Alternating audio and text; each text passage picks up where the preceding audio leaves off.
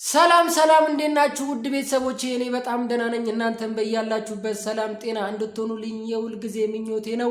ይህ ዴቭ ቲዩብ ነው። ውድ ቤተሰቦቼ ዛሬ እንግዲህ ዴቭ ቲዩብ ላይ የተለቀቀ ቪዲዮ አለ። እስቲ ከቪዲዮ ትንሽ እንመልከትና ተመልሼ እመጣለሁ። አብራችሁን ቆዩ።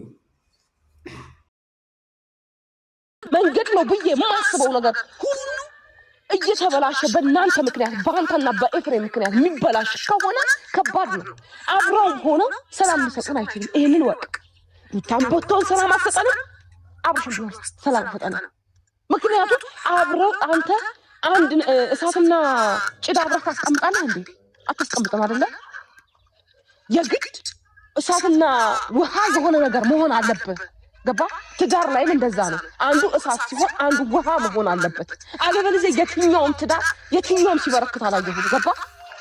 ስለዚህ ያንን ነገር እሷ ውሃ አላደርግ ካለች እሱ ውሃ አላደርግ ካለ ሁለቱም እሳት ከሆኑ ይህ ህይወትን እስከ ማጥፋት ይደርሳል።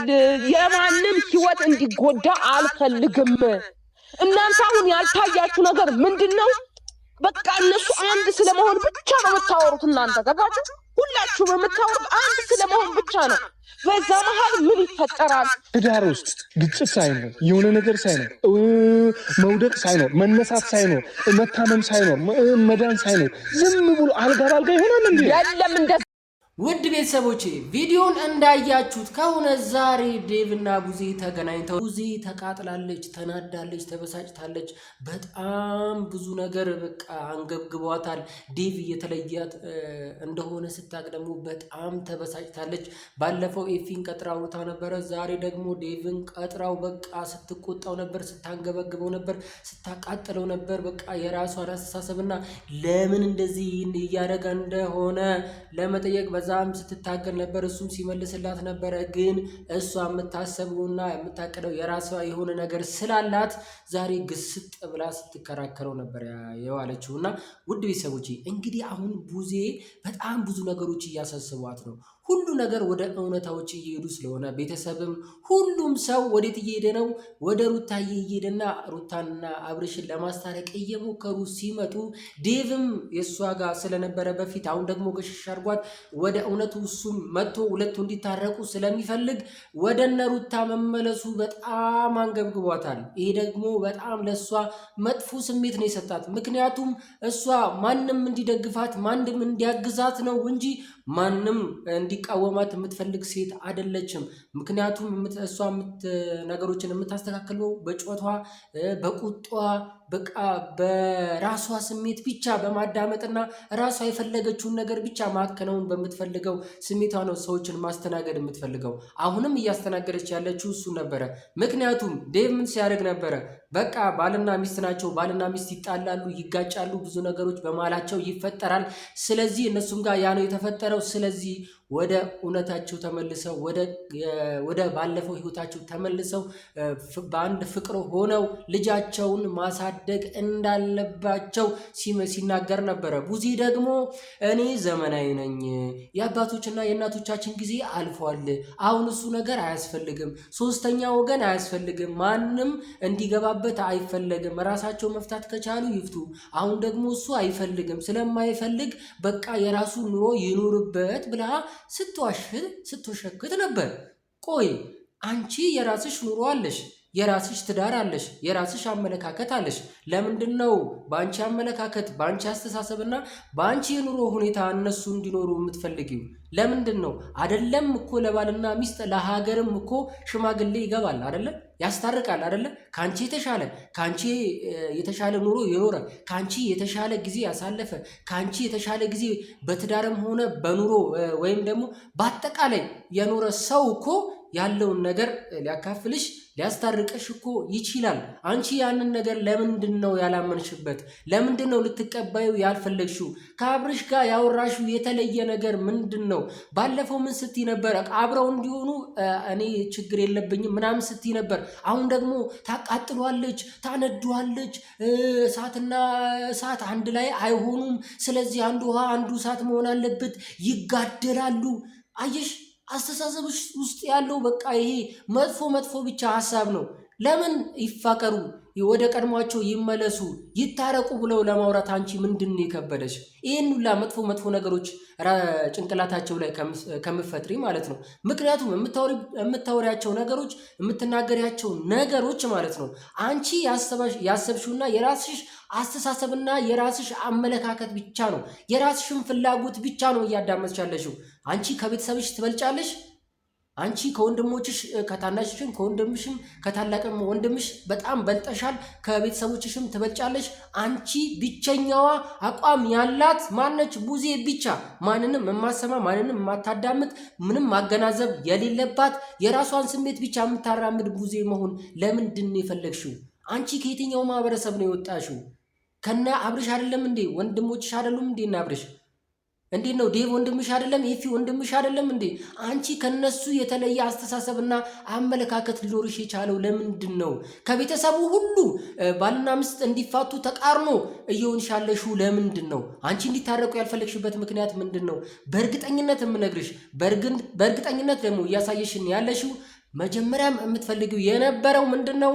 ሩታና አብርሽ ሳይሆን ሄርሜላና አብርሽ አንድ ላይ እንዲሆኑ ብቻ ነው ሀሳብሽ፣ ምኞትሽም እሱ ነው። ያ ነገር እያመለጠና እየሄደ ስለሆነ ሩታና አብርሽ አንድ ላይ የሚሆኑበት ነገር ብዙ ሰው እየጣርና እየደከመ ስላለ አንቺ ደግሞ ያ ነገር አንገብግቦሻል፣ አቃጥሎሻል፣ ውስጥሽ ተሰምቶሻል።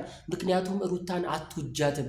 በጣም ነበር ማስመሰል እንዲሁም አንቺ ጋር ነው እስከ ጥግ ድረስ ያለው። ከአብርሽ ጋር ሆነች ስትያት የነበሩትን ነገሮች እንዳረሻቸው፣ ብቻሽን ስትሆኝ ግን የምትናገሪያቸው ነገሮች ደግሞ የተለዩ ናቸው። እነዚህ ነገሮች እስቲ ራሳቸው ኑሮ ይኑሩ፣ ራሳቸው ያገናዝቡ እንደምትዩ እስቲ አንቺም የማገናዘቡ እንትን ይኑርሽ፣ ህሊና ይኑርሽ። አገናዝቢ እስቲ በህሊናሽ፣ በራስሽ ህሊና ተመሪ። አንቺ ለምንድን ነው ሰዎቹ ብቻ ወደ አንቺ እንዲመጡ የምትፈልጊው? እስቲ አንቺ አንዴ እንኳን ስለ ፍቅር አውሪ እስቲ። እስቲ አንዴ እንኳን ስለ መዋደድ፣ ስለ ፍቅር፣ ስለ ትዳር መልካምነት እስቲ አውሪ። ስለ መጋጨት፣ ስለ መጋደል፣ ስለ መጣላት፣ ስለ አለመታረቅ ብቻ ነው የምታወሪው። ጭንቅላትሽ ላይ ውስጥ ያለው ይሄ ብቻ ነው። አብርሽም አንቺ ጋር በነበረበት ጊዜ እንደዚህ አይነት ነገሮች ብቻ ነው ስታወሪ የነበረው። ልጁንም ስትከትቢው የነበረው እንደዚህ አይነት ነገሮች ነው። አብርሽም አሁን መጥቶ የአንቺን አይነት አመለካከት ይዞ እንዲያወራ ነው የምትፈልጊው። እሱም እንዳንቺ እየሆነልሽ ነው። ደስ አለሽ? ተመቸሽ? አይሳካልሽም ግን ቡዜ ባትለፊና ባዳክሚ ጥሩ ነው። ምክንያቱም የምታረጊው ነገር የሆነ ትልቅ ነገር አይደለም እያረግሽው፣ ተራ ነገር ነው እያረግሽ ያለሽው። እስቲ ከቤተሰብ ጋር ይወያዩ፣ ይነጋገሩ። መፋታትም ካለባቸው ይፋቱ፣ መታረቅም ካለባቸው ይታረቁ። ቤተሰብም የሚያየው ነገር የሚያገናዝበው የራሱ አመለካከትና አስተሳሰብ አለው። አዎ ሶስተኛ ወገን አንዳንዴ እኮ የጭንቅ ቀን ሲደርስ ብዙ ነገሮች ሲፈጠሩ የማይፈቱ ነገሮች ሲኖሩ እኮ ማንም ጣልቃ ይገባል፣ ለማስታረቅም ሆነ ለማጣላት። ስለዚህ ወይ አስታርቋቸው ወይ ደግሞ ያለያዩቸው።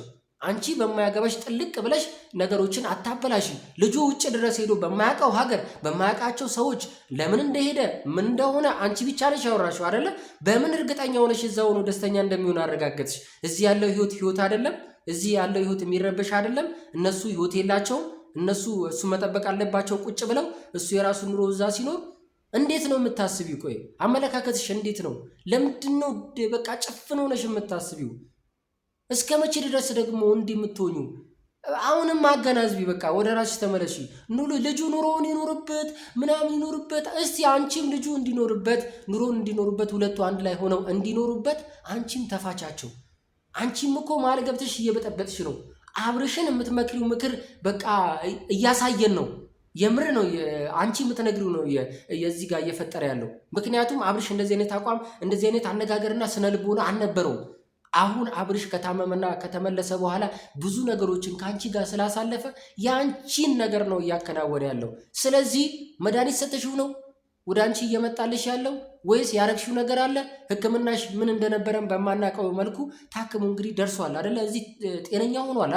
ስለዚህ በቃ አንቺም ተዩ እስቲ። እነሱም የሚያወሩበት የሚነጋገሩበት ነገር ፍጠሪ።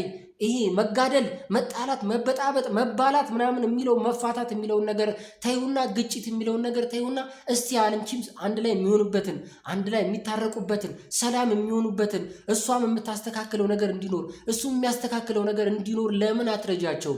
ለምንድን ነው እንዲህ ብለሽ ወደ ወንድምሽ ብቻ ነው እንዲህ የሚያሳስብሽ?